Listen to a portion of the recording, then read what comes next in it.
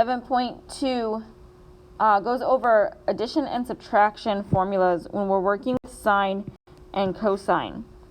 The first thing that we are going to be looking at are these different formulas. So you have formulas for sine, you have formulas for cosine, you have formulas for tangent. These will be given to you for your next test and quiz, or quiz, test, whatever it is that you're taking next. But when you use these, it's so that way you cannot take the sine or the cosine or the tangent of a specific given value, whether it's in degrees or radians, that's given to you. First thing that you're going to do is you're going to look at the unit circle. So you will need a unit circle for these. You're going to figure out whether or not you can get to the degree or to the radian that is given to you by either adding 2 degrees or 2 radians or subtracting 2 degrees or 2 radians. From there, you will use one of these formulas. For sine, if you're adding 2 sine values in order to get what you're taking, you would take the sine of one times the cosine of the other, plus the cosine of the first, and times the sine of the second. If you're subtracting using sine, you're going to use sine of the first, cosine of the second, minus cosine of the first, sine of the second. If you're using cosine, notice these differ. Cosine, if you're adding 2 degrees, you're going to be taking the cosine of the first times the cosine of the second, minus the sine of the first times the sine of the second. If you're subtracting 2 using cosine, you'll take the cosine of the first, cosine of the times the cosine of the second, plus the sine of the first times the sine of the second. So like I said, these differ. If I were you, I would write these down, take a screenshot of them, something, so that way you have them. If we look at an actual example, we are going to first change this. Hold on. I want to change this to be sine, so that way we see something other than cosine.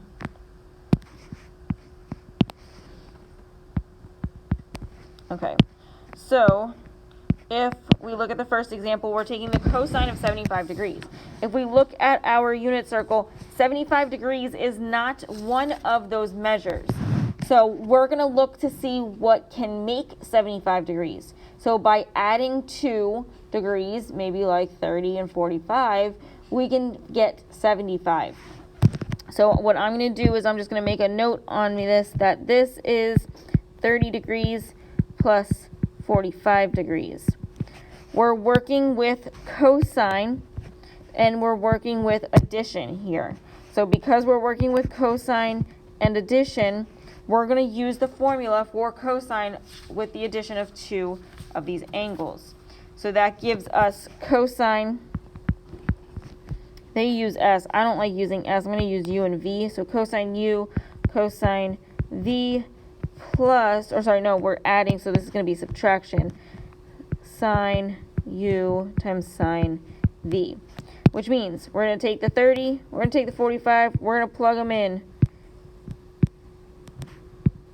and work with that. So this is going to give us the cosine of 30 degrees times the cosine of 45 degrees minus the sine of 30 degrees times the sine of 45 degrees. Remember, sine, cosine, tangent. Sine is the y value. Cosine is the x value. And tangent is y over x. So use the unit circle.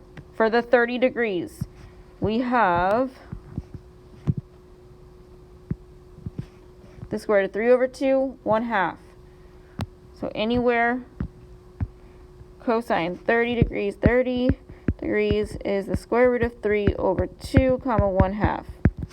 The 45 degrees is the square root of 2 over 2, the square root of 2 over 2.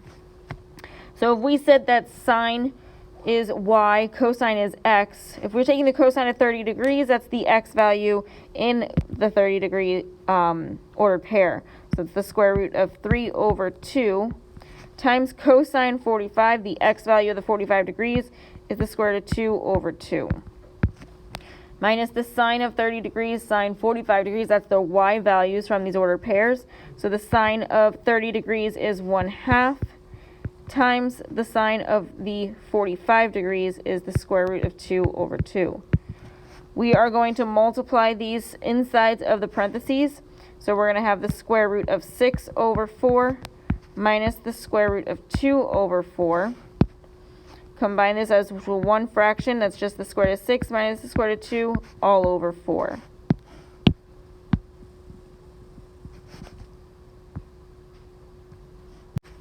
For example B, we have sine pi over 12. Now with these, I want to first turn the degrees into radians.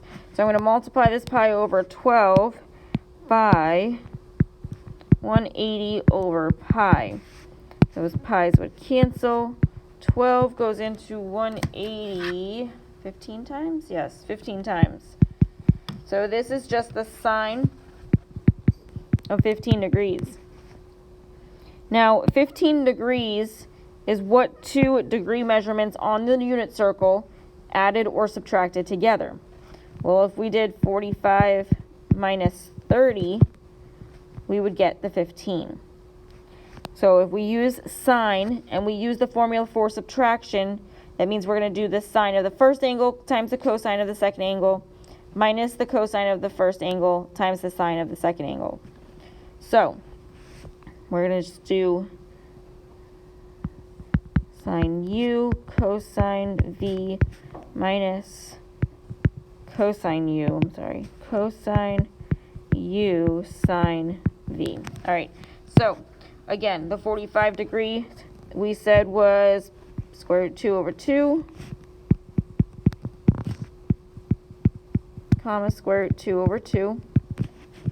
The 30 degrees we said was the square root of 3 over 2, comma 1/2. So that means when we give our sine and cosine of these, sine u is going to be the 45. That's going to be our first angle. So the sine is our y value. That's the square root of 2 over 2. The cosine of your 30 degree angle is the x value from there. So that's the square root of 3 over 2. Minus the cosine of the first angle, so the x value of the 45 degrees, square root of 2 over 2, times the sine of the second angle, so the y value of the 30 degrees is 1/2. Multiply these, we have the square root of 6 over 2 minus the square root of 2 over 2. Oh, sorry, this is 4, not 2. Square root of 6 over 4 minus the square root of 2 over 4. We write this as one fraction, so it's the square root of 6 minus the square root of 2 all over 4.